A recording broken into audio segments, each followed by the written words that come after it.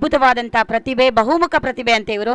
ನೋಡೋಣ ಅವರ ಪರಿಚಯವನ್ನು ನಾನು ಹೇಳೋದಕ್ಕಿಂತ ಅವ್ರ ಬಾಯಲ್ಲೇ ಕೇಳ್ಕೊಬರೋಣ, ಹೇಗೆ ಮಾತಾಡ್ತಾರೆ ನೋಡೋಣ.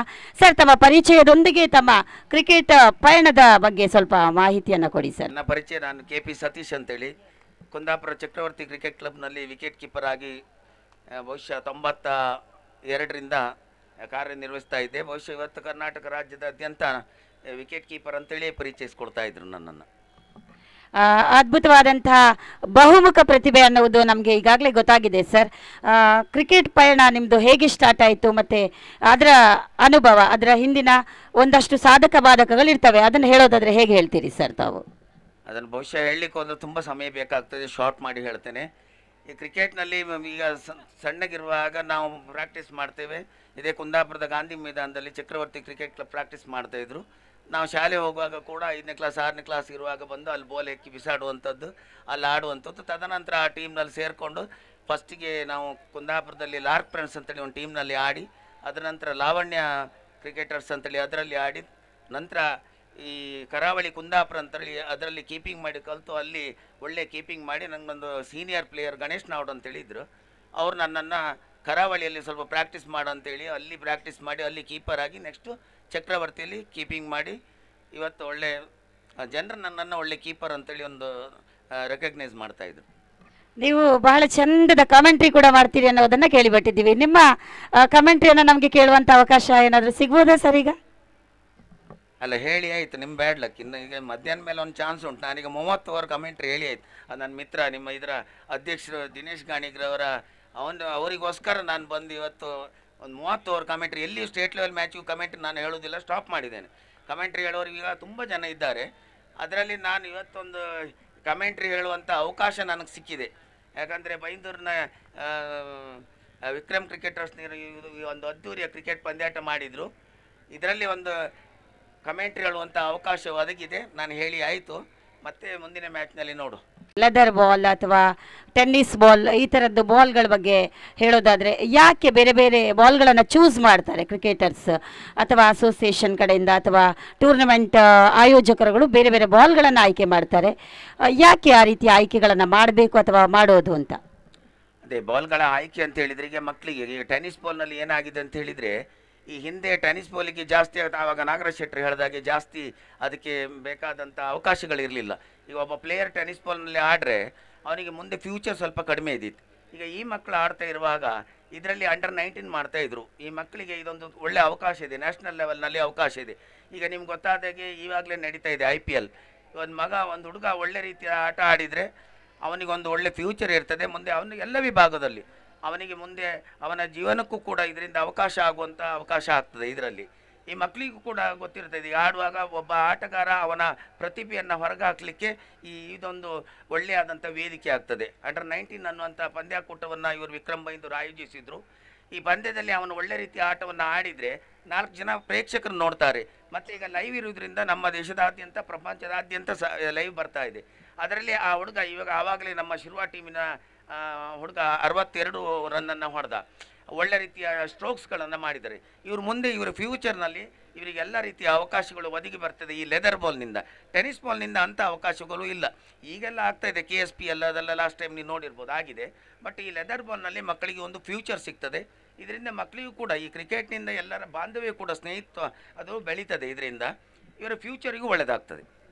ಈಗ ಮಕ್ಕಳು ಆಟ ಆಡುವಂಥ ಮಕ್ಕಳಿಗೆ ನೀವು ಕಿವಿ ಮಾತುಗಳನ್ನು ಹೇಳೋದಾದರೆ ಅಥವಾ ಅವರ ಭವಿಷ್ಯವನ್ನು ರೂಪಿಸಿಕೊಳ್ಳಿಕ್ಕೆ ಈ ರೀತಿಯ ಒಂದು ಬದಲಾವಣೆಗಳು ಬೇಕು ಅನ್ನೋದಾದರೆ ಯಾವ ರೀತಿಯ ಬದಲಾವಣೆಗಳನ್ನು ಒಬ್ಬ ಕ್ರಿಕೆಟ್ ಆಟಗಾರ ತಗೋಬೇಕು? ಆ ಒಂದು ನೀವು ತುಂಬ ಅನುಭವಿ ಆಟಗಾರರು ಮತ್ತು ಬೇರೆ ಬೇರೆ ರೀತಿಯ ಅನುಭವಗಳನ್ನು ಹೊತ್ತವರು, ಹಾಗಾಗಿ ತಮ್ಮಲ್ಲಿ ಕೇಳ್ತಾ ಇದ್ದೀನಿ ಸರ್. ಮಕ್ಕಳಿಗೆ ಏನಂದರೆ ವೆರಿ ಫಸ್ಟ್ ಡಿಸಿಪ್ಲಿನ್, ಶಿಸ್ತು ವೆರಿ ಇಂಪಾರ್ಟೆಂಟ್, ಮತ್ತು ಟೈಮಿಂಗ್. ಆಟಗಾರನಿಗೆ ಮತ್ತೆ ಕಾನ್ಫಿಡೆಂಟ್ ಇರಬೇಕು ಅವನಿಗೆ. ಈಗ ಒಂದು ತಂಡದಲ್ಲಿ ಫಸ್ಟಿಗೆ ಇಬ್ಬರು ಒಂದು ದೊಡ್ಡ ಮೊತ್ತವನ್ನು ಚೇಸ್ ಮಾಡುವಾಗ ಓಪನಿಂಗ್ ಇಬ್ಬರು ಹೋಗ್ತಾರೆ, 7ನೇ ಡೌನ್ ಒಬ್ಬನ ಹೋಗ್ತಾನೆ. ಆದರೆ ಅವನಿಗೆ 7ನೇ ಡೌನ್ ಅಂತೇಳಿ ತಿಳ್ಕೊಳ್ಬಾರ್ದು. ಅವನಿಗೆ ಕಾನ್ಫಿಡೆಂಟ್ ಇರಬೇಕು, ನಾನು ಹೊಡಿತೇನೆ, ನಾನು ಇದರಲ್ಲಿ ಆಡ್ತೇನೆ ಅನ್ನುವಂಥ ಕಾನ್ಫಿಡೆಂಟು ಅವ್ರಿಗೆ ಮೊದಲು ಬರಬೇಕು. ಫಸ್ಟ್ ಆಫ್ ಆಲ್ ಅವರಿಗೆ ಇದೆಲ್ಲದಕ್ಕಿಂತ ಧೈರ್ಯ ಇರಬೇಕು. ಅವರಿಗೆ ಆಟ ಆಡುವಾಗ ಇದರಲ್ಲಿ ಧೈರ್ಯ ವೆರಿ ಇಂಪಾರ್ಟೆಂಟ್. ನಾನು ಆಡುವಾಗ ನಾನು ಇದರಲ್ಲಿ ಆಡ್ತೇನೆ, ನಾನು ಗೆಲ್ಲಿಸ್ತೇನೆ ಎಂಬಂತ ಇದಿರಬೇಕು. ಡೆಸ್ಪ್ರೇಟ್ ಆಗಬಾರ್ದು ಇದರಲ್ಲ. ಯಾವ ಮೂಮೆಂಟ್ನಲ್ಲೂ ನಾನು ಗೆಲ್ತೇನೆ ಎಂಬುದನ್ನು ಒಂದು ಆ ದೃಢ ನಿರ್ಧಾರದಲ್ಲಿಯೇ ಹೋಗಬೇಕು.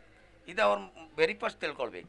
ಇದು ಒಂದು ಅದ್ಭುತವಾದಂಥ ಮಾತು. ನಿಜವಾಗಿಯೂ ಕ್ರಿಕೆಟ್ ಯಾವ ಒಬ್ಬ ಹುಡುಗ ಕ್ರಿಕೆಟ್ ಆಡ್ತಾನೆ ಅವನಿಗೆ ಇದು ಸ್ಫೂರ್ತಿದಾಯಕ ಮಾತು ಅಂತ ನಾವು ಖಂಡಿತ ಹೇಳ್ಬೋದು ಸರ್. ಸರ್, ತಮ್ಮ ಹಾಗೂ ವಿಕ್ರಮ್ ಕ್ರಿಕೆಟರ್ಸ್ ಜೊತೆಗಿನ ಒಂದು ಬಾಂಧವ್ಯ ಹೇಗಿದೆ? ಆ ನಂಟು ಎಲ್ಲಿಂದ ಸ್ಟಾರ್ಟ್ ಆಯಿತು, ಹೇಗೆ ಕಂಟಿನ್ಯೂಷನ್ ಆಗ್ತಾ ಇದೆ ಸರ್? ನಮ್ಮ ಮತ್ತೆ ವಿಕ್ರಮ್ ಬೈಂದೂರು, ನಾವು ಚಕ್ರವರ್ತಿ ಕುಂದಾಪುರದಲ್ಲಿ ಆಡ್ತಾ ಇದ್ದೇವೆ.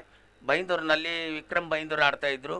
ಮತ್ತು ಹೀಗೆ ಸನ್ನಿ ಉಡುಪಿ ಇರ್ಬೋದು, ತುಂಬ ನಮ್ಮ ಡಿಸ್ಟಿಕ್ನಲ್ಲಿ ತುಂಬ ತಂಡಗಳಿವೆ. ಈ ವಿಕ್ರಮ್ ಬೈಂದೂರು ಮತ್ತು ನಮ್ಮ ಚಕ್ರವರ್ತಿಯ ಬಾಂಧವ್ಯ ಭಾರಿ ಒಳ್ಳೆದಿದೆ. ಯಾಕಂದರೆ ಇದರ ಅಧ್ಯಕ್ಷರಾಗಿರ್ತಕ್ಕಂಥ ದಿನೇಶ್ ಬೈಂದೂರು ಇರ್ಬೋದು, ನಾಗರಾಜ್ ಶೆಟ್ಟಿ ಇರ್ಬೋದು, ನಾರಾಯಣ್ ಇರ್ಬೋದು, ಉದಯ್ ಇರ್ಬೋದು, ತುಂಬ ಜನ ನಮ್ಮ ಮಿತ್ರರಿದ್ದಾರೆ. ನಮ್ಮೊಳಗೆ ಅಷ್ಟು ನಾವು ಬ್ರದರ್ಸ್ ಥರ ಇದ್ದೇವೆ, ಅಣ್ಣ ತಮ್ಮನ ಥರ ಇದ್ದೇವೆ. ಎಲ್ಲಿ ಮ್ಯಾಚ್ ಹೋದರೂ ನಾವು ಎದುರಾಳಿಯಾಗಿ ಆಡಿದರೂ ಕೂಡ ಆ ಮ್ಯಾಚಿನ ಟೆಂಪರ್ಮೆಂಟ್, ಮ್ಯಾಚಿನ ಸ್ಪಿರಿಟ್ ಇರ್ತದೆ ಬಿಟ್ಟರೆ ಮ್ಯಾಚ್ ಆದಮೇಲೆ ನಮ್ಮಲ್ಲಿ ಅಂತ ಇಲ್ಲ, ನಾವು ಅಷ್ಟು ಕ್ಲೋಸ್ ಆಗಿರ್ತೇವೆ. ಇವತ್ತು ಈ ಬೈಂದೂರಿನಲ್ಲಿ ವಿಕ್ರಮ್ ಕ್ರಿಕೆಟರ್ಸ್ ಬೈಂದೂರಿನವರು ಇದೊಂದು ಒಳ್ಳೆ ಪಂದ್ಯಾಟವನ್ನು ದಿನೇಶ್ ಬೈಂದೂರು ಅವರ ಅಧ್ಯಕ್ಷತೆಯಲ್ಲಿ ನಾಗರಾಜ್ ಶೆಟ್ಟರು ಮತ್ತು ಇವರೆಲ್ಲ ಸೇರಿಕೊಂಡು ಒಳ್ಳೆ ಪಂದ್ಯಾಟವನ್ನು ಆಯೋಜಿಸಿದರು. ನಾನು ಆ್ಯಕ್ಚುಲಿ ನಿನ್ನೆ ಬಂದಿದ್ದೆ ಇಲ್ಲಿಗೆ. ಯಾಕಂದರೆ ದಿನೇಶ್ ಬೈಂದೂರು ಅವರಿಗೆ ಈ ಕ್ರಿಕೆಟ್ ಬಗ್ಗೆ ಭಯಂಕರ ಆಸಕ್ತಿ, ನಂಗೆ ಗೊತ್ತಿದ್ದ ಸಿಕ್ಕಾಪಟ್ಟೆ ಆಸಕ್ತಿ ಇದೆ ಅವರಿಗೆ. ಮಕ್ಕಳಿಗೆ ಏನಾದರೂ ಒಂದು ನನ್ನಿಂದ ಏನಾದ್ರು ಮಾಡಬೇಕು ಸೇವೆ. ಈಗ ಮುಂದೆ ಹೋಗೋ ನನಗೆ ಗೊತ್ತಿದ್ದ ಪ್ರಕಾರ ಅವರು ವೆರಿ ಮೇನ್ ಅವರ ಮುಂದೆ ಹೋಗಿ ಎಲ್ಲ ಒಟ್ಟು ಮಾಡ್ಕೊಂಡು ನಾಗರಾಜ್ ಶೆಟ್ಟರೆಲ್ಲ ಒಟ್ಟಿಗೆ ಸೇರಿಕೊಂಡು ಇವರೊಂದು ಮ್ಯಾಚ್ ಮಾಡಿ ಮಕ್ಕಳಿಗೊಂದು ಒಳ್ಳೆ ಏನಾದರೂ ಒಂದು ತನ್ನಿಂದಾದಂಥ ಸೇವೆ ಮಾಡುವ ಉದ್ದೇಶದಾಗೆ ಇದು ನೋಡ್ಲಿಕ್ಕೆ ಹೀಗಿದೆ. ಇಷ್ಟೊಳ್ಳೆ ಅದ್ದೂರಿಯಾಗಿ ಮಾಡಬೇಕಿದ್ರೆ ಇದ್ರ ಹಿಂದಿನ ಶ್ರಮ ತುಂಬ ಇದೆ, ಅದು ಯಾರಿಗೆ ಗೊತ್ತಾಗೋದಿಲ್ಲ. ಈಗ ಲೈವ್ ಇರ್ತದೆ, ಮ್ಯಾಚ್ ಆಗ್ತಾ ಇರ್ತದೆ, ಲೈವ್ನಲ್ಲಿ ನೋಡ್ತಾ ಇರ್ತರು. ಇದು ಬ್ಯಾಕ್ ಸೈಡಿಗೆ ಎಲ್ಲ ಬೇಕು, ಆರ್ಥಿಕವಾಗಿ ಇರ್ಬೋದು, ಈ ಶ್ರಮ ಪಡುವಂಥದ್ದು ಇರ್ಬೋದು, ಅದ್ರ ಬಗ್ಗೆ ಸಿದ್ಧತೆ ಮಾಡುವಂಥದ್ದು ಇರ್ಬೋದು, ಎಲ್ಲದೂ ಮಾಡಬೇಕಿದ್ರೆ ಅಷ್ಟು ಕಷ್ಟ ಇದೆ.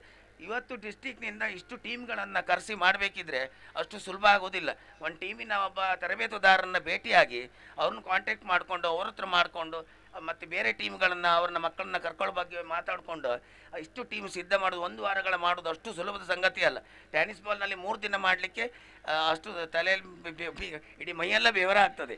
ಈ ನಿಟ್ಟಿನಲ್ಲಿ ದಿನೇಶ್ ಬೈಂದೂರು ನಮ್ಮ ಇದರ ಅಧ್ಯಕ್ಷರು ಮತ್ತು ನಾಗರಾಜ್ ಶೆಟ್ಟರು ಇವರೆಲ್ಲ ನಾರಾಯಣ್ ಇವರೆಲ್ಲ ಒಟ್ಟಾಯ್ಕೊಂಡು ಈ ಪಂದ್ಯಾಟವನ್ನು ಮಾಡೋದು ಇದು ಒಳ್ಳೆ ರೀತಿಯಲ್ಲಿ ಯಶಸ್ಸಾಗಿ ಮುಂದಿನ ವರ್ಷದಲ್ಲಿ ಇನ್ನೂ ಕೂಡ ಒಳ್ಳೆ ರೀತಿ ಮಾಡುವಂತ ಆಗಲಿ ಅಂತೇಳಿ ನಮ್ಮಿಂದ ಆದಂಥ ಸಹಕಾರವನ್ನು ನಾವು ಮಾಡ್ತೀವಿ ಅಂತೇಳಿ ಹೇಳ್ತೇನೆ ಅವರಿಗೆ.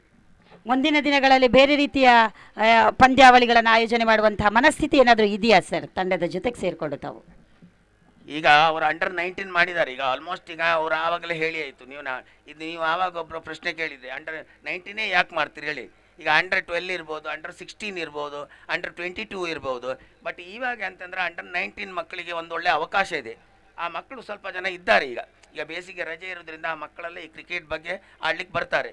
ಈಗ ಇಷ್ಟೊಳ್ಳೆ ರೀತಿಯ ಅದ್ದೂರಿಯಾಗಿ ಈ ಪಂದ್ಯಾಕೂಟವನ್ನು ಆಯೋಜಿಸ್ತಾ ಇದ್ರು. ಮುಂದಿನ ದಿನಗಳಲ್ಲಿ ಯಾವ ರೀತಿ ಈ ಲೆದರ್ ಬಾಲ್ನಲ್ಲಿ ಯಾವ ರೀತಿಯ ಪಂದ್ಯಾಟ ಮಾಡೋದಿದ್ರು ಅವರೊಟ್ಟಿಗೆ ನಾನು ಸೇರ್ಕೊಳ್ತೇನೆ.